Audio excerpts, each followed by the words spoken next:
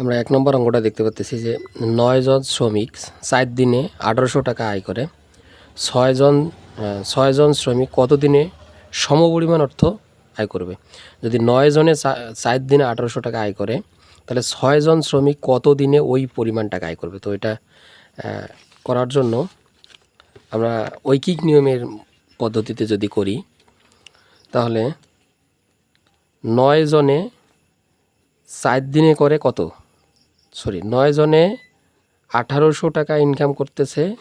৯ জনে ১৮০০ টাকা ইনকাম করতেছে ৪ দিনে। তাহলে একজনে টাকার পরিমাণ ঠিকই থাকবে।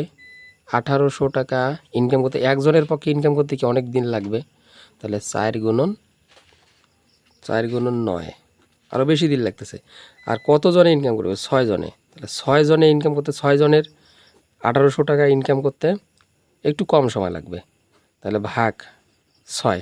এখন ৬ দিয়ে যদি আমরা এটাকে ভাগ দেই, ৩ তিরিকা ৯, ৩ দুগুণ ৬, ২ দিয়ে কাটাকাটি করি, ২ দুগুণ ৪, তাহলে এখানে দাঁড়াচ্ছে কত? ৩ দুগুণ ৬।